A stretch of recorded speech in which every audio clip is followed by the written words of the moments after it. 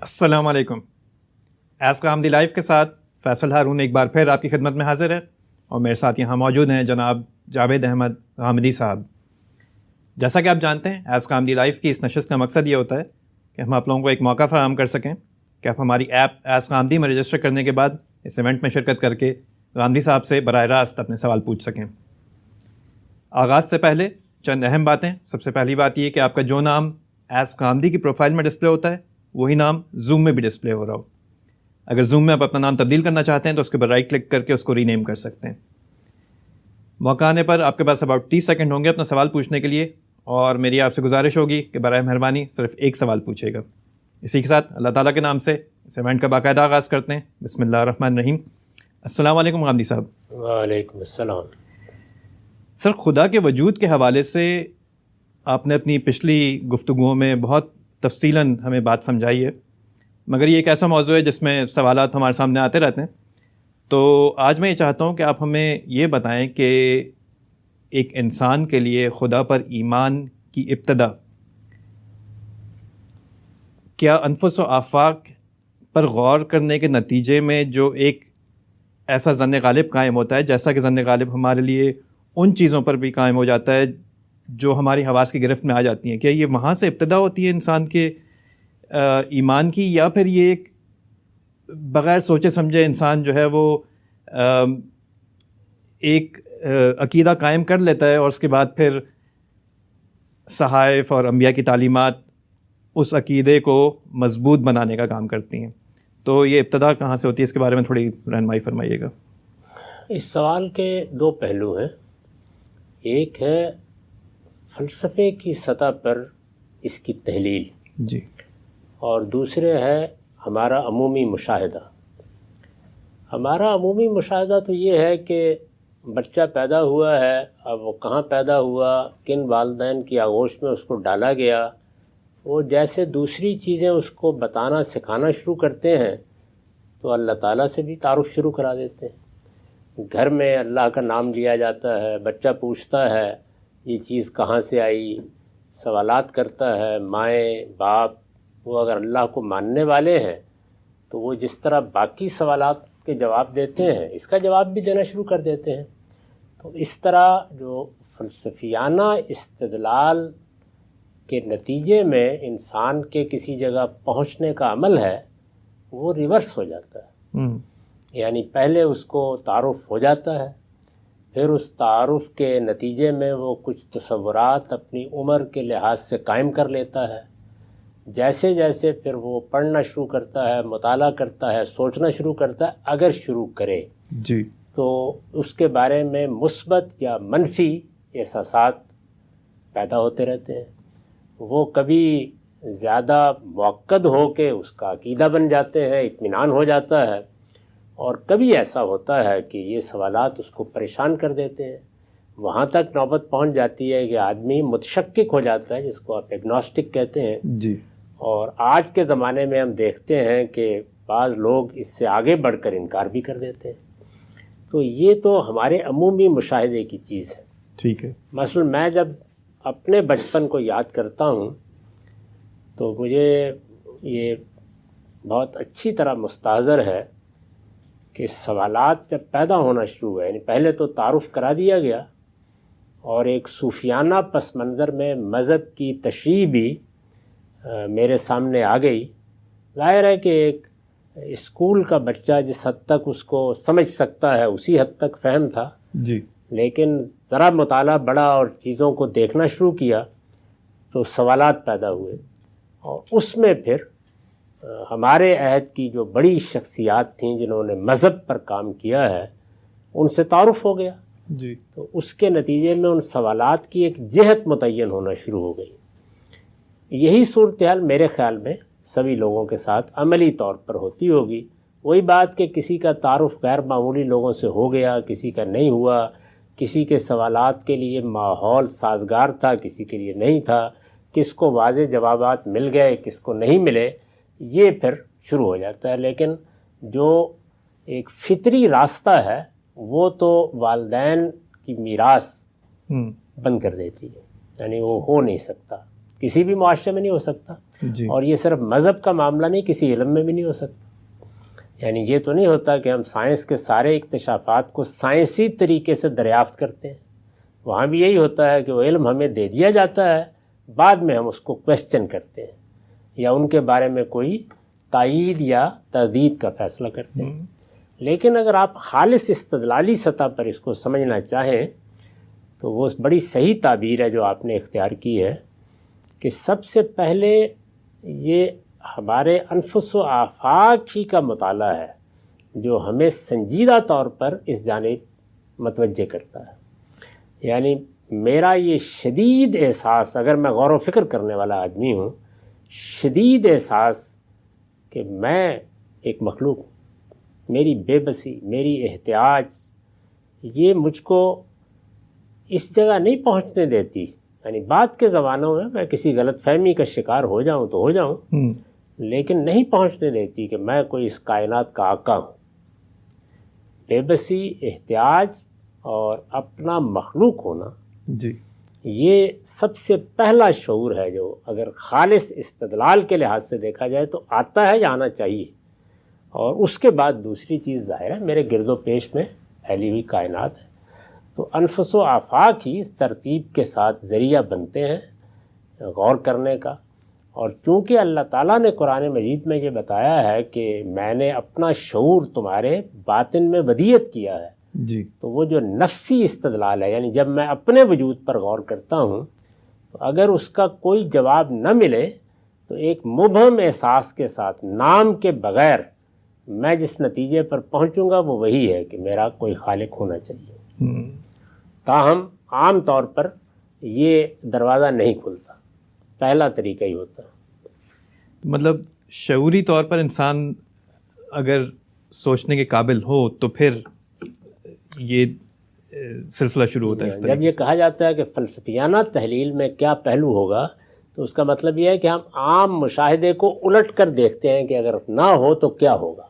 ٹھیک ہے. ورنہ تو آپ کا روزمرہ کا جی، تجربہ یہی ہے جی، کہ والدین نے نفی بتا دی یا اس بات کر دیا، والدین نے کوئی تصور دے دیا یا گھر میں یا گرد و پیش کے ماحول میں کوئی چیز آ گئی، وہ پہلے ہمارے شعور، احساس اور تسلیم کا حصہ بن جاتی ہے، پھر سوالات پیدا ہونا شروع ہوتے ہیں. یعنی الٹ ہوتی ہے صورتحال عام طور پر. بہت شکریہ سر.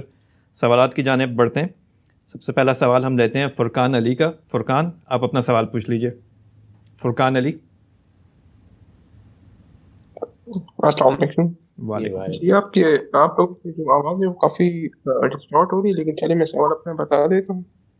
غامدی صاحب سے میرا سوال یہ ہے کہ جب ہم جو آپ کی میزان میں آپ نے جو پرنسپلز جو پوائنٹ کیے ہوئے ہیں قرآن کو سمجھنے کے، تو وہ انڈائریکٹلی وہ پرنسپلز یہی بتا رہے ہیں کہ قرآن کا ایک تو یہی مطلب ہو سکتا ہے، ایک ہی مطلب ہو سکتا ہے، کیونکہ جنرل نوشن یہ ہے کہ قرآن ایک علم کا سمندر ہے، اس کا مطلب یہ ہے کہ ہر ایک ورڈ کے بہت سارے مطلب ہو سکتے ہیں.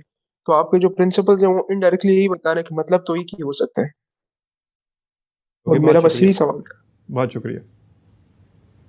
یہ علم کا سمندر ہے قرآن، اس میں کوئی شک نہیں ہے، لیکن کیا قرآن متضاد باتیں کرتا ہے؟ قرآن کوئی چیستان ہے، کوئی معمہ ہے جس کا جی چاہے جو مطلب اس میں سے نکال لے؟ اللہ تعالیٰ نے اپنے بندوں کو ہدایت دی ہے اور یہ بتایا ہے کہ وہ صراط مستقیم کی ہدایت ہے، اور یہ بتایا ہے کہ وہ ایک ہی ہدایت ہے، اور یہ بتایا ہے کہ اس ہدایت کا نام میں نے یہ رکھا ہے، اور یہ بتایا ہے کہ وہ فیصلہ کن ہدایت ہے، اور یہ بتایا ہے کہ وہ تمام اختلافات میں آخری اتھارٹی ہے. یہ ساری باتیں بتائی ہیں. جی. تو اس میں یہ گنجائش کیسے پیدا ہو گئی کہ جس کا جو مطلب چاہے لے لے، اس سے قرآن علم کا سمندر بن جائے گا؟ اس سے علم کا سمندر نہیں بنے گا، علم کا کباڑ خانہ بنے گا. تو اس وجہ سے اس طرح کے تصورات نہیں قائم کرنے چاہیے. اللہ کی بات ایک ہی ہے، البتہ ہم انسان بعض اوقات اپنے علم کی قلت کی وجہ سے یا تدبر کی قلت کی وجہ سے سمجھنے میں غلطی کھاتے ہیں. اس کی بنیاد پر 2 یا 3 یا 4 آراء پیدا ہو جاتی ہیں، ان کی تحلیل کی جاتی ہے. تو کوئی صاحب علم یہ نہیں کہتا کہ یہ 3 4 5 آراء ہیں، یہ فلاں مفسر نے یہ مطلب سمجھا، فلاں نے یہ سمجھا، یہ سب ٹھیک ہیں. نہیں، سب یہی کہتے ہیں کہ اب ان کی تحلیل کرتے ہیں، لوگوں نے اپنا اپنا فہم بیان کر دیا، اب یہ دیکھتے ہیں کہ قرآن کے الفاظ کس چیز کو قبول کرتے ہیں۔ تو یہ عمل ہے جس کو اصل میں قرآن کا فہم، قرآن میں تدبر سے تعبیر کیا جاتا ہے۔ اس پہ بہت غلط اعتراض بعض لوگ کرتے ہیں کہ اگر قرآن مجید کا ایک ہی مدعا ہے تو پھر سب کی رائے بھی ایک ہونی چاہیے۔ سب کی رائے کیسے ایک ہو سکتی ہے؟ اس لیے کہ بسا اوقات ہمارے پاس کسی چیز کا حقیقی علم نہیں ہوتا، لیکن رائے قائم کرنے سے انسان کو کون روک سکتا ہے؟ تھوڑے علم پر اس وقت میں یہ دیکھتا ہوں، چونکہ بہت لوگوں کو موجودہ ذرائع نے ہم تک پہنچا دیا ہے۔ آپ گھر میں بیٹھے ہوئے بہت سے لوگوں کی بات سن سکتے ہیں کہ یہ حقیقت ہے کہ وہ قرآن مجید تک رسائی کے لیے سرے سے کسی علم سے بھی واقف نہیں ہوتے، لیکن وہ اپنے نتائج تحقیق اتنے اعتماد سے بیان کر رہے ہوتے ہیں کہ حیرانی ہو جاتی ہے آدمی کو۔ تو اس طرح کے لوگوں کو روک لیں گے آپ۔ اسی طرح انسان ہر وقت ایک حالت میں نہیں رہتا، ہر وقت یکساں توجہ نہیں دے سکتا۔ روز ہمارا تجربہ ہوتا ہے تو قرآن ایک بڑی وسیع کتاب ہے، اس میں بہت سے حقائق بیان ہوئے ہیں، اور اسلوب ایسا اختیار کیا گیا ہے کہ وہ سپاٹ اسلوب نہیں ہے، بڑا اعلیٰ ادبی اسلوب ہے۔ تو اس میں جتنا غور و خوض ہونا چاہیے بعض اوقات انسان نہیں کر پاتا، تو اس سے غلط نتائج نکال لیتا ہے۔ تو غلطی ہماری طرف ہوتی ہے، اس کا ہرگز یہ مطلب نہیں ہوتا کہ قرآن کے مطلب 2 یا 3 ہے۔ تو اللہ ایک ہی بات، حتمی بات، حجت کی بات، وہ جس کی بنیاد پر ہم قیامت میں جواب دہ ہیں، وہ بتاتا ہے ہم کو، اور صراط مستقیم کی رہنمائی کرتا ہے، سیدھی راہ جس میں کوئی کج پیچ نہیں ہے۔ سمجھنے میں غلطی جب ہوتی ہے ہماری طرف سے ہوتی ہے، اس سے اختلافات پیدا ہو جاتے ہیں۔ قرآن کو سمجھنے والے ہم جیسے لوگوں کے لیے جو کوشش کرتے ہیں، تو ان کے لیے مقصود یہی ہونا چاہیے کہ خدا کی جو بات ہے اس کو سمجھا جائے۔ اس میں رائے ٹھیک ہے جو بھی ہیں، مگر یہ کہ اور اس میں یہ ہے کہ اگر کوئی آدمی اپنی پوری جدوجہد کے باوجود اور دیانتداری سے جدوجہد کے باوجود غلط مطلب بھی سمجھ گیا ہے، جی، اس میں ضمانت دی ہے کہ اللہ تعالیٰ اس طرح کی خطا پر مؤاخذہ نہیں کرے۔ بس اتنا کافی۔ بہت شکریہ سر، آگے بڑھتے ہیں۔ اگلا سوال لیتے ہیں زید لکڑا والا کا۔ زید آپ اپنا سوال پوچھ لیجئے۔ زید لکڑا جی السلام علیکم۔ یہ آڈیو کا بڑا ایشو آ رہا ہے مجھے، مطلب کسی کی بھی آواز نہیں آ رہی، بس مجھے ابھی الرٹ آیا انمیوٹ کر کے مجھے پتا چلا کہ میرا ٹرن آیا ہے، تو مجھے سمجھ میں نہیں آ رہا ہے، تو میں لائیو بعد میں یوٹیوب پہ دیکھ لوں گا۔ میرا کوشچن ریگارڈنگ ٹوبیکو فارمیٹ کے بارے میں تھا کہ ٹوبیکو بہت سے علماء کے حساب سے tobacco in any format like chewing اور اسموکنگ از حرام، تو کیا ٹوبیکو حرام ہے ایز سچ؟ اور اگر حرام نہیں بھی ہے تو کیا وہ گناہ ہے؟ تو یہ بھی فرمایا جاتا ہے کہ اگر گناہ بھی ہے تو بھلے کوئی صغیرہ گناہ بھی، چھوٹا گناہ بھی ہو، تو وہ اگر ڈیلی بیسس پہ ہو تو وہ بہت کبیرہ کی گنتی میں ہی آتا ہے۔ تو کیا tobacco as a sin consider کیا جائے گا کہ اٹس لائک اے کیفین، جیسے کتنوں کو چائے کی عادت ہوتی ہے؟ سوری مجھے آپ کی آواز نہیں آ رہی ہے۔ بہت شکریہ، بات واضح ہوگی جی، شکریہ۔ اس میں بہت سادہ اصول ہے، اور وہ یہ کہ پینے اور کھانے کی چیزوں میں اللہ تعالیٰ نے ہمیں پابند کر دیا ہے کہ ہم طیبات کو استعمال کریں گے، پاکیزہ چیزیں، اور خبائث سے بچیں گے۔ تو خبائث بعض تو بہت نمایاں ہوتے ہیں، جیسے نشے کی چیزیں، اللہ تعالیٰ نے خود بتا دیا کہ ان کے قریب نہیں جانا چاہیے۔ اسی طرح درندوں کا گوشت کھانا، اسی طریقے سے اللہ تعالیٰ کی نافرمانی کرتے ہوئے بالکل درندوں کی طرح جانوروں کی جان لینا اور اس کا نام لیے بغیر کھا لینا، اس طرح کی چیزیں خود قرآن نے واضح کر دی ہیں، اور یہ بتا دیا ہے کہ یہ سب خبائث ہیں۔ باقی جو چیزیں ہیں، جیسے آپ چائے پیتے ہیں یا آپ سگریٹ پیتے ہیں، تو ان کے 2 پہلو ہیں۔ ایک پہلو ان کا وہ ہے جس کا تعلق طب سے ہے، اس میں مذہب مداخلت نہیں کرتا، اس کے لیے ان علوم کے ماہرین کی طرف رجوع کرنا چاہیے جو انسانی صحت کے معاملات کو دیکھتے ہیں۔ وہ آپ کو بتائیں گے کیا چیز نقصان دہ ہے، کیا چیز فائدہ مند ہے، اور ہر آدمی کو کوشش کرنی چاہیے کہ وہ اپنے لیے فائدہ مند چیزیں استعمال کرے۔ تاہم ایک اخلاقی سوال جو مذہب کا موضوع ہوتا ہے، اس میں بھی پیدا ہو جاتا ہے، وہ یہ کہ آپ اپنی تسکین کے لیے اگر سگریٹ پی رہے ہیں یا حقہ پی رہے ہیں، تو چلیے یہ تو مان لیا کہ وہ کوئی نشہ نہیں پیدا کر رہا یا آپ کو بدحواس نہیں کر رہا، لیکن دوسروں کے لیے آزار کا باعث تو نہیں بن رہا. تو دوسروں کو آزار پہنچانا، دوسروں کو نقصان پہنچانا، یہ بھی ایک بڑا گناہ ہے. اور ہمارے ہاں تو اگر آپ اپنی گلی میں ایک ہڈی کا ٹکڑا یا ایک کانٹوں والی ٹہنی پھینک دیں تو اس کے لیے بھی جواب دہ ہیں کہ آپ نے کسی کو نقصان پہنچایا. اگر کوئی متعدی بیماری آپ کو لاحق ہے یا آپ کے سگریٹ پینے یا کوئی کام کرنے سے آپ کے پاس بیٹھے ہوئے لوگوں کو نقصان پہنچ سکتا ہے تو اس کے لیے آپ جواب دہ ہوں گے. صحیح اصول یہ ہے. بہت شکریہ سر. آگے بڑھتے ہیں، اگلا سوال لیتے ہیں فیصل رسول کا. فیصل رسول اپنا سوال پوچھ لیجئے. جی السلام علیکم. اسلام آباد سے بات کر رہا ہوں فیصل. سب سے پہلے تو بہت بہت شکریہ اس اپرچونیٹی کا، اور ہمارے لیے ایک بہت سعادت کی بات ہے کہ غامدی صاحب سے علم حاصل کرنے کا موقع ملتا رہتا ہے. ایک سوال یہ تھا کہ قرآن مجید میں سورہ انبیاء کی ایک آیت ہے جس میں اللہ تعالیٰ نے فرمایا ہے کہ لَقَدْ أَنزَلْنَا إِلَيْكُمْ كِتَابًا فِيهِ ذِكْرُكُمْ أَفَلَا تَعْقِلُونَ، یعنی کہ اس کتاب میں جو ہے وہ ہمارا ذکر ہے.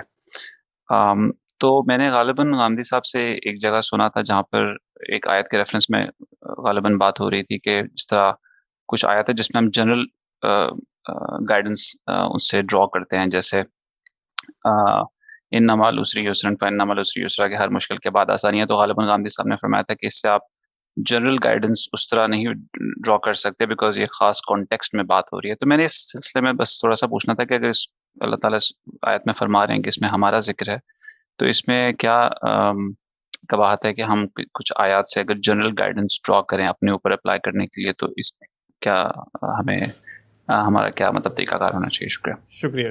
دین کے فہم میں ایک بہت بڑا مسئلہ یہ ہوتا ہے کہ قرآن مجید کے حدیث کے بعض الفاظ ہماری اردو کا حصہ بن گئے ہیں، اور ظاہر ہے کہ جب ایک زبان سے کوئی لفظ دوسری زبان میں جاتا ہے تو وہ اپنے تمام استعمالات اور اپنے تمام حدود قیود کے ساتھ نہیں جاتا. کوئی ایک مفہوم دوسرا مفہوم وہ چلا جاتا ہے اور وہ دوسری زبان میں اس طرح استعمال ہونے لگ جاتا ہے. تو یہ ذکر کا لفظ بھی ایسا ہی ہے. یہ ذکرکم کا مطلب یہ ہے کہ اس میں تمہارے لیے یاد دہانی ہے. یعنی یہ قرآن مجید یہ نہیں ہے کہ اس میں میری آپ کی کہانی لکھی ہوئی ہے. اس کو اگر ٹھیک عربیت کی روح سے ترجمہ کریں تو اس کا مطلب ہے اس میں تمہاری یاد دہانی ہے. یعنی تمہیں اس میں حقائق یاد دلائے گئے ہیں، تمہیں توجہ دلائی گئی ہے، تمہیں تنبیہ کی گئی ہے، تمہیں بتایا گیا ہے کہ تمہاری غلط روی کے نتائج کیا نکلیں گے. تو اس پہلو سے قرآن ذکر ہے، اور ذکرکم کا مطلب ہے تمہارے لیے یاد دہانی، تمہاری یاد دہانی. اس کا یہ مطلب نہیں ہے کہ تمہاری داستان یا تمہارا ذکر، یہ مطلب نہیں ہے اس کا. ٹھیک ہے سر، بہت شکریہ. آگے بڑھتے ہیں، اگلا سوال لیتے ہیں سیما خان کا. سیما اپنا سوال پوچھ لیجئے. السلام علیکم. وعلیکم السلام. میرا سوال یہ ہے کہ کیا یہ درست ہے کہ دن کے کچھ اوقات ایسے ہوتے ہیں جن میں سجدہ کرنا یا قرآن شریف کی تلاوت کرنا ناپسندیدہ عمل ہے؟ اور اگر ہے ایسا تو اس کی کیا وجہ ہے؟ شکریہ. بہت شکریہ. قرآن مجید کی تلاوت تو آپ جب چاہیں، جس وقت چاہیں، صبح کریں، شام کریں، دعا کریں، اللہ کا نام لیں، اس میں کوئی مسئلہ نہیں ہے. البتہ یہ ہے کہ ایک لمبے عرصے تک دنیا میں مشرکانہ مذاہب کی حکمرانی رہی ہے. یعنی جس طرح موجودہ دور میں ہم الہاد کو بہت زیادہ نشو و نما پاتے ہوئے دیکھ رہے ہیں، اور ایک درمیان کے کوئی 1000 سال گزرے ہیں جس کو عصر الایمان یا ایج آف فیتھ کہا جاتا ہے. یعنی اس میں دونوں طرف سے انبیاء کی دین اور اس کی دعوت کا غلبہ رہا، جیسے مسیحیوں کے ہاں بھی اور ہماری طرف سے بھی. لیکن اس سے پہلے سیدھے سیدھے مشرکانہ مذاہب کا غلبہ تھا، اور کم و بیش دنیا کی 2500-3000 ہزار سال کی تاریخ ایسی ہی گزری ہے جو ہمیں معلوم ہے. تو اس میں سورج دیوتا کی پرستش ہوتی رہی ہے، اور بڑے بڑے مندر اس کے بنائے گئے، اور بہت غیر معمولی مراسم عبودیت اس کے لیے ایجاد کیے گئے، اس کے لیے ایک پوری میتھالوجی وجود میں آئی. تو اس لیے رسول اللہ صلی اللہ علیہ وسلم نے اس پس منظر میں ہمیں روک دیا کہ سورج کے طلوع اور غروب کے وقت جو سورج کی پرستش کے اوقات تھے لوگوں میں، تم سجدہ نہ کیا کرو تاکہ کوئی مشابہت پیدا نہ ہو جائے. تو اس کو کہتے ہیں صد للذریعہ، کیونکہ دین تو چند انٹلیکچوئلز اور دانشوروں کے لیے نہیں ہوتا، دیہاتی عوام ہر طرح کے لوگ ہوتے ہیں. تو یہ ایک لحاظ سے لوگوں کو تنبیہ کی گئی کہ وہ کہیں اپنے آبا کے مذہب کی طرف نہ لوٹ جائیں اس کے نتیجے. یہ وجہ ہے اس کی. ٹھیک ہے سر، بہت شکریہ. اس میں آپ نے ایک ٹرمینالوجی استعمال کی، سد ذریعہ، اس کے بارے میں کبھی کبھی ابہام ہو جاتا ہے. اس کو ذرا ایکسپلین کر دیں کہ کیا سد ذریعہ کے جو احکام ہوتے ہیں کیا بس وہ ایسے ہی ہوتے ہیں کہ مطلب عمل کر لیا نہیں کیا، یا پھر یہ کہ مطلب وہ واقعی احکام ہوتے ہیں مگر یہ کہ اس کا ریزن جو ہے وہ ہم سد ذریعہ اگر تو اللہ اور رسول نے کسی چیز کو متعین کر دیا ہے تو پھر تو اس پر عمل ہی کیا جائے گا. لیکن سد ذریعہ کے اصول کو تو ہم بھی استعمال کرتے ہیں، ہماری حکومتیں بھی اسی اصول پر قانون سازی کرتی ہیں. تمام ٹریفک کے قوانین سد ذریعہ کے اصول پر، یعنی یہ چیز سامنے رکھ کر بنائے گئے ہیں کہ اگر آپ ان قوانین کی خلاف ورزی کریں گے تو کوئی نہ کوئی مرے گا، ٹھیک ہے، یا کسی کو نقصان پہنچے گا. تو جن کو آپ پریونٹیو لاز کہتے ہیں، سد ذریعہ اس کو کہا جاتا ہے. مگر اس کا یہ مقصد نہیں ہے کہ مطلب آپ چاہیں تو عمل کر لیں چاہے تو نہ عمل کر لیں، مطلب آپ کو عمل اگر تو انفرادی زندگی کے کوئی معاملات ہیں تو اس میں آپ کو اطمینان ہے کہ میں اگر اپنی سامنے کی سڑک کے اوپر یا گلی میں رات کے وقت نکلتا ہوں، یہاں کوئی ٹریفک نہیں ہے، کسی کا آنا جانا نہیں ہے، آپ کسی جلدی میں ہیں اور آپ نے خلاف ورزی کر لی تو آپ کو ہو سکتا ہے معاف کر دیا جائے. لیکن یہ کہ جہاں اس کا اندیشہ ہوگا وہاں تو ہر حال میں پابندی کرنی چاہیے. ٹھیک ہے سر، بہت شکریہ. آگے بڑھتے ہیں، اگلا سوال لیتے ہیں خوشنود احمد کا. خوشنود، اپنا سوال پوچھ لیجئے. جی السلام علیکم. وعلیکم السلام. غامدی صاحب، جو لوگ دین کے تصور خدا پہ اعتراض کرتے ہیں وہ عموماً یہ بات کہتے ہیں کہ دین جس خدا کا تصور پیش کرتا ہے وہ ایک بہت اسٹرکٹ، ایک بہت سخت اور ایک بہت جیلس خدا کا ہے. یعنی کہ جو چھوٹی چھوٹی باتوں پہ ناراض ہوتا ہے، جو بندہ اگر کوئی غلط کھانا کھائے تو آخرت کی دھمکی دیتا ہے، جو یہ کہتا ہے میں چاہوں ہر گناہ معاف کر دوں گا لیکن میرے ساتھ اگر کسی کو شریک ٹھہرا دیا تو میں ہمیشہ کی آگ میں جلاؤں گا. تو وہ یہ بات کہتے ہیں کہ ایسے خدا اگر وجود بھی رکھتا ہو تو ایسے خدا سے بندہ ڈر تو سکتا ہے لیکن ایڈمائر کیسے کر سکتا ہے، محبت کیسے کر سکتا ہے. اس اعتراض پہ اگر کوئی تبصرہ آپ کرنا چاہیں تو بڑی نوازش ہوگی. بہت شکریہ. اس طرح کے لوگ اصل میں سنی سنائی باتوں کی بنیاد پر آراء قائم کر لیتے ہیں. ان کو یہ توفیق اگر ہو کہ وہ اللہ کی کتاب کو پڑھیں تو انہیں معلوم ہو کہ کتاب اللہ تو ایک رحیم، کریم، شفیق ہستی کو خدا کے طور پر پیش کرتی ہے. وہ بندوں کی توبہ سنتا ہے، رجوع کو دیکھتا ہے، وہ رحمت کرتا ہے، وہ اپنے دامن عاطفت میں لوگوں کو لے لیتا ہے. وہ خود بلا بلا کے کہتا ہے کہ میری رحمت سے کبھی مایوس نہ ہونا، میں تو تمہیں اپنے پاس بلانے کے لیے ہر وقت اور اپنی رحمت کے سائے میں لینے کے لیے تیار ہوں. اور اس کی ہر سورہ جو قرآن میں نازل ہوئی ہے وہ اس کے ان ناموں سے شروع ہوتی ہے جن کو ہم رحمان اور رحیم کہتے ہیں. ہر سورہ کی ابتدا ہم یہاں سے کرتے ہیں، ایک سورہ کے سوا بسم اللہ الرحمن الرحیم. اللہ تعالیٰ کی جن صفات کا بار بار اعادہ کیا جاتا ہے وہ یہی ہیں. اور جگہ جگہ یہ بتایا گیا ہے کہ میں اپنے بندوں کی گناہ معاف کرنے، میں ان کی غلطیوں سے درگزر کرنے میں کس طرح فراخ ہوں اور میں آخری دم تک اس کے لیے ہوں. تو یہ ساری باتیں ہیں، لیکن اس طرح کے لوگ اصل میں اللہ تعالیٰ کی اسکیم کو معطل کر دینا چاہتے ہیں. سوال یہ ہے کہ اگر یہ دنیا اس خالق نے امتحان کے لیے بنائی ہے تو پھر کیا اس میں لوگوں کو یہ کہا جائے کہ اب میں نے بنا تو دیے امتحان کے لیے، ایک دن مجھ کو خیال ہوا تھا کہ بنا دو، اب کرو جو جی چاہے. تو اس میں تو بتایا جائے گا کہ آپ کو فلاں فلاں کام نہیں کرنا، اور اگر کریں گے تو اس کے بدترین نتائج نکل سکتے ہیں، یہ بتا دیا جائے گا. تو اگر آپ اس زاویے سے قرآن کو پڑھیں گے اور دیکھیں گے کہ وہ کس طرح سے رحمت اور شفقت کی منادی کرتا ہے تو پھر تو آپ کو یہ گلہ ہوگا کہ اللہ کو کچھ سخت ہونا چاہیے تھا. الٹ ہو جائے گی صورتحال. نعوذ باللہ، اگر وہ سخت ہے بھی تب بھی اس کا انکار تو نہیں ہو جاتا، مطلب اس کا تو کوئی سوال نہیں، لیکن بہرحال انسان ہے نا، وہ کہتا ہے کہ نہیں اصل میں مجھے کرنے دو جو کرنا ہے. یہ ہے اصل مسئلہ. اور شرک کے معاملے میں بھی لوگ سوچتے نہیں، وہ سمجھتے ہیں مذہبی سی بات ہے. بھائی شرک کا مطلب ہے کہ آپ صرف جھوٹ بول رہے ہیں. اور دنیا کے اندر اس سے بڑا گناہ کیا ہو سکتا ہے کہ آپ جھوٹ بولیں، اپنے بارے میں بولیں گے. ایک آدمی بیٹھا ہوا ہے، وہ کہتا ہے کہ میں نے تو 15 فٹ کا ایک شیر مار دیا تھا. ٹھیک ہے، ہم کہیں گے کہ ایک احمق آدمی ہے، اپنی باتیں کرتا رہتا ہے. وہ اٹھتا ہے اور اٹھ کر مجھ پر یا آپ پر تہمت لگا دیتا ہے. اب بھی اس معاملے کی نوعیت یہی رہے گی. تو شرک کیا ہے؟ خدا پر تہمت ہے. اس کو قرآن کہتا ہے افتراء علی اللہ، یعنی مجھ پر جھوٹ بول دیا گیا ہے. تو لوگوں کا حال یہ ہے کہ وہ جھوٹ کی نفرت میں تو یہ کہیں گے کہ اس سے بڑا کوئی جرم نہیں ہے. اس کے جب مذہبی پہلو کو شرک سے تعبیر کیا ہے تو خیال کرتے ہیں اس سے کیا فرق پڑتا ہے. صحیح بات ہے. یہ اللہ پر جھوٹ باندھنا ہے. بہت شکریہ سر. آگے بڑھتے ہیں، اگلا سوال لیتے ہیں عمار ظفر کا. عمار اپنا سوال پوچھ لیجئے. عمار ظفر. جی السلام علیکم. وعلیکم السلام. آنسر کچھ پرائیویٹ نوعیت کا سوال ہے. میں انگلستان میں رہتا ہوں اور میوزک کے شعبے سے کچھ وابستگی ہے میری. تو اکثر کچھ جن ایونٹس میں پلے کرنے کے لیے بلایا جاتا ہوں یا بعض اوقات انعقاد میں بھی شامل ہوتا ہوں، اس میں جو کراؤڈ ہوتا ہے اس کے اندر ظاہر ہے کہ ایک بڑی، چونکہ معاشرے کے ایک سوسائٹی کا نارم ہے، اس کے اندر شراب نوشی اور دوسرے نشے والی اشیاء کا کافی استعمال ہوتا ہے. تو ریسنٹلی میں نے اس بارے میں سوچنا شروع کیا کہ کیا میرا اس طرح کے کسی ایونٹ میں پارٹیسپیٹ کرنا بھی، ایون دو میں ان سب چیزوں سے پرسنلی ابسٹین کر رہا ہوں، اپنی ایک میوزک پرفارمنس کرنے جاتا ہوں اور صرف اسی حد تک میری اس کے ساتھ انٹریکشن ہے، تو کیا اس کے اندر اس کے ساتھ بھی دین کے کسی شرعی حکم کا کچھ ٹاکرا سا ہوتا ہے؟ یاد رہے کہ اوبویسلی سوسائٹی کا ایک بڑا نارم سا سین ہے، تو آپ ڈنر پہ بھی اس کو بلائیں تو یہ مسئلہ ہوئے گا، اور ٹی وی بھی دیکھیں تو اس میں یہ مسئلہ ہوئے گا. تو میں صرف یہ سمجھنا چاہتا ہوں کہ کوئی ایسا شرعی حکم ہے جو اس کو ناپسندیدہ سمجھتا ہے، اور اس کا استدلال پھر واضح کر دیجیے. جی واضح ہو گئی، بہت شکریہ.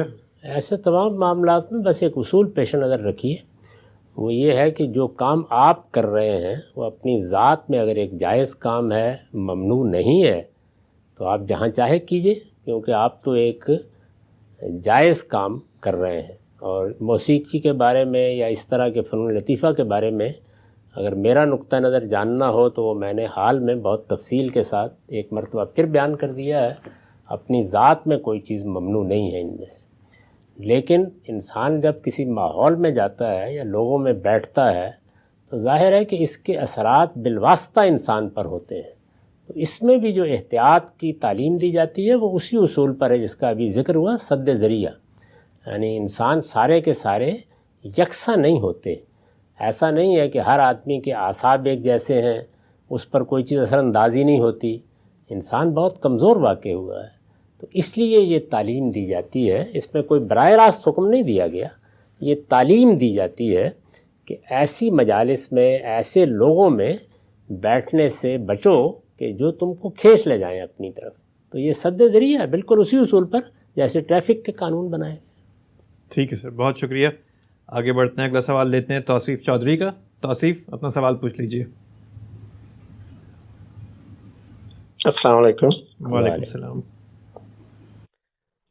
جی میں یہ پوچھنا چاہتا تھا کہ آپ کی محققانہ زندگی میں ایسے مقامات ضرور آئے ہوں گے جسے یہاں پہ آہا مومنٹ سے تعبیر کیا جاتا ہے، meaning the moments of discovery، کہ no one has ever thought that or interpreted that before me or any other scholars. So اگر تو ٹاپ فیو، اگر آپ مطلب اگر ٹائم ہے تو اس کے بارے میں تھوڑا الیبوریٹ کر لیں. بہت شکریہ جی. یا مختصراً بتا دیں. لفظ بہت بڑا بول دیا آپ نے، محققانہ. اس طرح کی ایک مشکل پیش آ گئی تھی ایک مرتبہ حسرت موہانی کو. کسی نے پوچھا جی ہم نے تو بہت سنا ہے کہ فلاں غزل عاشقانہ ہوتی ہے اور فلاں صوفیانہ ہوتی ہے، تو آپ کی غزل کیسی ہے؟ تو انہوں نے کہا کہ فاسقانہ ہے. تو اس لیے محققانہ ذرا بڑا لفظ ہے. بہرحال میں ایک طالب علم ہوں، اور ہر طالب علم کو اپنی زندگی میں جب کوئی دریافت ہوتی ہے، جب کوئی نیا پہلو واضح ہوتا ہے، تو یہ سب مراحل پیش آتے ہیں. یہ چونکہ ایک مختصر سوالوں کی نشست ہے، اس میں اس طرح کے واقعات تو نہیں سنائے جا سکتے. کبھی موقع ہوا تو کبھی بات کروں گا انشاءاللہ. چلیے بہت شکریہ. اگلا سوال لیتے ہیں سبین شیر افغان. سبین اپنا سوال پوچھ لیجئے. السلام علیکم حمدی صاحب. وعلیکم السلام. میرا ایک سمپل سا کویسچن ہے. میں نے آپ کی 2-3 ویڈیوز دیکھی جس میں ریلیٹنگ تھا کہ can we keep a dog as a pet or not. ان ساری ویڈیوز میں واٹ مائی کویسچن از کہ اس میں بہت ایک جو چیز مجھے مسئلہ کر رہی تھی یہ تھی کہ when you talk about angels, تو مجھے یہ آپ کی گفتگو سے سمجھ آئی کہ probably angels have their own will as well, though I think that they only act according to the will of God. تو میرا کویشچن یہ ہے کہ اینجلس کی اپنی ول ہوتی ہے یا نہیں ہوتی، اور اگر ہوتی ہے تو اس کا قرآن سے پروف کہاں سے ملتا ہے؟ بہت شکریہ. سوال بہت اچھا ہے، کتوں سے شروع ہوا فرشتوں تک پہنچ گیا. جی بالکل، اللہ تعالیٰ نے جو مخلوقات صاحب ارادہ پیدا کی ہیں ان میں سب سے برتر مخلوق فرشتے ہیں، جنات ہیں، اس کے بعد ہم انسان ہیں. تو فرشتوں کے پاس ارادہ بھی ہے، اختیار بھی ہے، وہ باقاعدہ علمی سوالات کرتے ہیں، پوچھتے ہیں، لیکن چونکہ اللہ کی بارگاہ میں رہتے ہیں اور انہیں کسی امتحان میں نہیں ڈالا گیا، تو اس وجہ سے وہاں اس کا کوئی سوال نہیں ہوتا کہ وہ نافرمانی کریں. بس اتنا ہی، ورنہ وہ ایک باقاعدہ اللہ تعالیٰ کے ہاں باشعور مخلوق ہے اور بہت غیر معمولی حیثیت ہے ان کی. آپ کبھی جبریل امین کا تعارف پڑھیے قرآن کی آخری صورتوں میں کیا بتایا گیا ہے. یعنی وہ کسی روبوٹ کا تعارف نہیں ہے، ایک بہت بڑی ہستی کا تعارف. جی ٹھیک ہے سر، بہت شکریہ. آگے بڑھتے ہیں، اگلا سوال لیتے ہیں آصف علی کا. آصف اپنا سوال پوچھ لیجئے. جی السلام علیکم. وعلیکم السلام. میرا سوال غامدی صاحب یہ ہے کہ آج کل جیسے امریکہ کے اندر LGBT کے بارے میں بہت ایک رجحان ہے، اور ڈائیورسٹی کے اوپر لے کے آفیسز کے اندر، اسکول کالجز میں ہمارے بچوں کے ساتھ ایسے لوگ ہوتے ہیں جو کہ ایسے خیالات رکھتے ہیں، بلکہ وہ خود بھی ایسے ہوتے ہیں. تو ایسی صورتحال میں ہمیں بحیثیت مسلمان اپنے بچوں کو، خود کو، اس میں کیا رویہ رکھنا چاہیے ان لوگوں کے ساتھ؟ کیا ان کی صحبت میں بیٹھنا، ان کے ساتھ دوستی رکھنا ٹھیک ہوگا، یا ان کو سمجھانا، یا ہم کس طرح ایک اپنے بچوں کو اور خود کو لے کے اس چیز کو، یعنی جیسے ایب نارمل چیز ہے جو نارمل بنائی جا رہی ہے، تو کس طرح ہم لے کے چلیں؟ بہت شکریہ آصف صاحب. اگر آپ ان معاشروں میں رہتے ہیں جہاں اس طرح کے معاملات کے بارے میں کوئی پابندی نہیں رہی، اصل میں یہ سب چیزیں ہمارے معاشرے میں بھی ایسے ہی ہیں اور بہت نیچے تک اتری ہوتی ہیں، لیکن عمومی رجحان ان کو ڈھانپ کر رکھنے کا رہا ہے، تو ظاہر نہیں ہوتی، ورنہ یہ سب چیزیں ایسے ہی ہیں. یعنی میں آپ کو بتا سکتا ہوں کہ دیہات تک میں اس کے کیا مظاہر ہوتے ہیں. اس طرح کے معاملات میں اپنے بچوں کا شعور بہتر کیجیے. اگر آپ ان کے اندر کوئی نفرت کا احساس پیدا کر دیں گے اور یہ کوشش کریں گے کہ وہ بیٹھے نہیں، وہ ملے نہیں، تو اس سے ان کے لیے بڑی مشکلات پیدا ہو جائیں گی. یعنی شعور کو بہتر کریں جتنا کر سکتے ہیں. باقی برائیوں کے بارے میں بھی ایسے ہی کرتے ہیں. کیا بعید ہے کہ باہر جائے آدمی تو کسی ایسے شخص سے واسطہ پڑ جائے جو ڈاکو ہو، چور ہو، ملاوٹ کرنے والا ہو، ہر وقت پیے ہی رہتا ہو. تو یہ سب چیزیں دنیا میں پیش آنی ہیں، تو ان چیزوں کو بھی اسی طرح لینا چاہیے. یعنی میں آپ کو عرض کرتا ہوں کہ آپ یہ بات یہاں کرتے ہیں تو لگتا ہے کہ کوئی بڑی نئی دنیا وجود میں آ گئی. ہمارے دیہات میں، جس کو ہمارے ہاں عربی زبان میں وطی بہائم کہتے ہیں، یعنی جانوروں سے جنسی تسکین حاصل کرنا، اس کے شواہد ہر گاؤں، ہر بستی میں روز بکھرے ہوئے ہوتے ہیں. تو مجھے یہ بتائیے کہ ویسے تو کتنی کراہت ہوتی ہے اس احساس کے ساتھ، لیکن پھر کیا کریں گے؟ آپ بچوں کو باہر نکلنے سے روک دیں گے. اور وہاں دیہات میں بھی بچے جاتے ہیں، جانوروں کو چرانے کے لیے جاتے ہیں، وہاں بڑے لڑکے بھی ہوتے ہیں. تو روز اس طرح کے مسائل پیش آتے رہتے ہیں. بس شعور کے علاوہ اور کوئی راستہ نہیں ہے بس. تو سوسائٹی اگر آپ کی مدد کرتی ہے تو اس میں سہولت ہو جاتی ہے. آپ بتائیے کہ ہم کسی چیز کو غلط کہتے ہیں تو کیوں کہتے ہیں، شروع سے بتائیے. کسی چیز کو صحیح کہتے ہیں تو کیوں کہتے ہیں، اور دوسرے انسانوں کے بارے میں نفرت کے بجائے ان چیزوں کا شعور پیدا کریں تاکہ آپ کے بچے وقت آنے پر دلیل کے ساتھ دوسروں کو بتا سکیں کہ اگر وہ فلاں چیز کو غلط کہہ رہے ہیں تو کیوں کہہ رہے ہیں. یہی چیز ہے، اور کوئی راستہ اس وقت موجودہ دنیا میں رہا نہیں آپ کے لیے. ٹھیک ہے سر، بہت شکریہ. اگلا سوال لیتے ہیں یاسر سیف کا. یاسر اپنا سوال پوچھ لیجئے.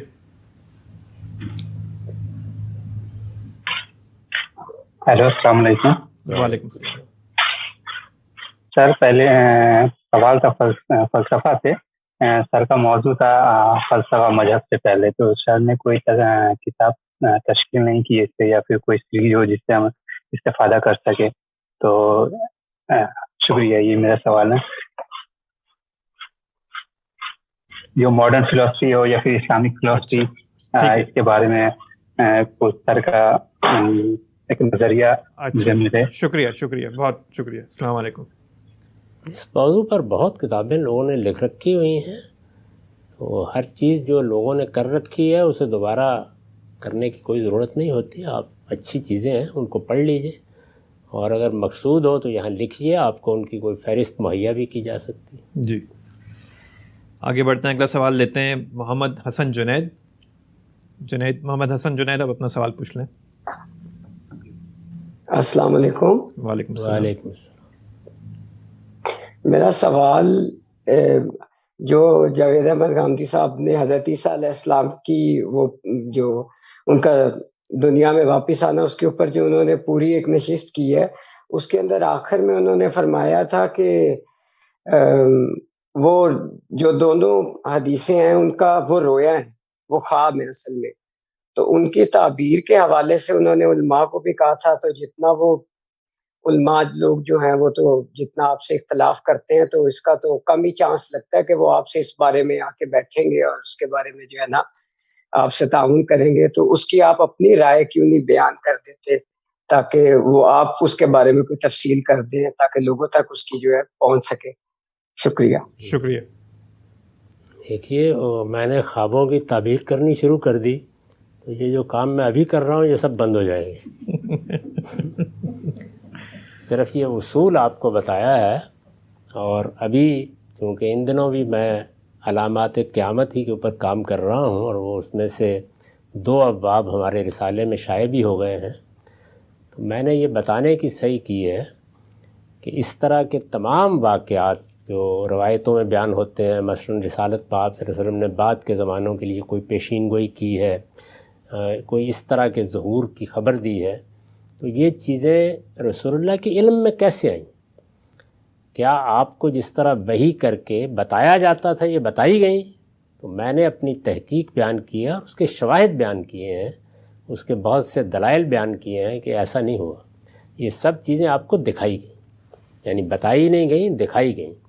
और पैगंबरों को जो चीज़ें दिखाई जाती हैं उसके 2 ही तरीके होते हैं, या वो नींद के आलम में मुशाहदा कराया जाता है या बेदारी में कराया जाता है। उसकी मिसालें फिर मैंने दी हैं।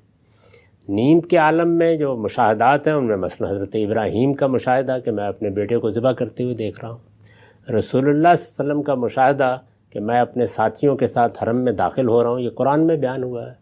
हज़रत यूसुफ़ का ये मुशाहदा कि मैंने 11 सितारों को और सूरज और चाँद को अपने सामने झुकते हुए देखा है। तो बहुत से वाक़यात हैं जो इसी तरीके से दिखाए गए। यहाँ तक कि जो इसरा और मेराज का वाक़या है उसमें भी मैंने तफसील से बताया है कि देखिए, हदीसों में भी और कुरान में भी वाज़े तौर पर बता दिया गया है कि इनमें से जो 4 वाक़यात हैं, 2 बेदारी के मुशाहदात हैं और 2 ख्वाब के या नींद के मुशाहदात हैं। तो ये मुशाहदा कराया जाता है चीज़ों का।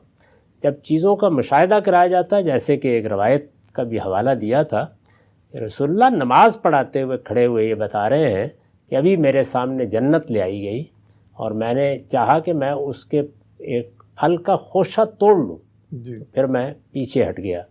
इसी तरह जब इसरा का वाक़या पेश आया तो कुरैश ने कुछ इधर उधर के सवालात महज़ ज़िज करने के लिए करना शुरू कर दिए। तो आप ख़ुद फरमाते हैं कि मुझे बड़ी परेशानी हुई, इसलिए कि इस तरह की तफसीलात कौन ज़हन में रखता है जो उसको कोई मुशाहिदा कराया जाए। तो अल्लाह ताला ने वो सारे मुशाहिदे को वहीं कुरैश की मजलिस में बैठे हुए दोहराना शुरू कर दिया मेरे सामने, जैसे दीवार के ऊपर तस्वीर आनी शुरू हो गई। तो मैंने हर सवाल का जवाब दे दिया। तो पैगंबरों को जो वही होती है उसकी एक सूरत है कलाम की सूरत में बताया जाता है, और दूसरी है कि चीज़ें दिखाई जाती हैं। तो जब दिखाई जाती हैं तो फिर उनकी ताबीर की ज़रूरत होती है, यानी वो फिर ऐसा ही होता है कि 11 सितारों से क्या मुराद है। और अगर दुबली गायें, जैसे कि सूरह यूसुफ में आता है, मोटी गायों को खा रही हैं तो उससे क्या मुराद है, तो ताबीर की जाती है। तो मैंने ये बताया था कि ये जो वाक़यात बयान हुए हैं, जैसे याजूज और माजूज का खरूज है, इसी तरह दज्जाल है, तो इसमें फिर ताबीर होती है। ताबीर में दोनों चीज़ें होती हैं, यानी बाज़ औक़ात हमारे जो ख्वाब होते हैं उसमें वाक़या और तमसील मिली हुई होती है। یعنی میں نے اپنی والدہ کو یا اپنے والد کو دیکھا، والدہ اور والد تو ہیں نا میرے جانے بوجھے ہیں، لیکن جو ان کے میں معاملات دیکھ رہا ہوں ان میں بہت سی چیزیں ایسی ہوتی ہیں جن میں تمثیل کا، یعنی ان کو گویا ایک ڈرامائی تشکیل دے دی جاتی ہے، تو یہ چیز ہوتی ہے. تو میں نے یہ عرض کیا تھا کہ اس میں بھی ایسے ہی ہوا ہے. اب یہ کہ اس کی جو تعبیر میں کر سکتا ہوں تو مجھے اندیشہ ہے کہ اس سے فساد خلق زیادہ ہوگا، اس لیے میں نے اس میں کف لسان سے کام لیا. بہت شکریہ سر. اگلا سوال، ایکچولی ٹائم ہمارا یہاں پہ ختم ہوتا ہے، تو آپ سب کا بہت بہت شکریہ. آپ میں سے جن لوگوں نے اس ایونٹ کے لیے رجسٹر کیا اور اس میں شرکت بھی کی مگر ان کی باری نہیں آ پائی، انہیں ہم اگلی نشست کے لیے انشاءاللہ پرائرٹی رجسٹریشن کا موقع دیں گے. اسی کے ساتھ آپ سب کا بہت بہت شکریہ. غامدی صاحب آپ کا بہت بہت شکریہ. فیصل ہارون کو اجازت دیجیے، زندگی رہی تو انشاءاللہ پھر ملیں گے. اپنا خیال رکھیے. اللہ حافظ.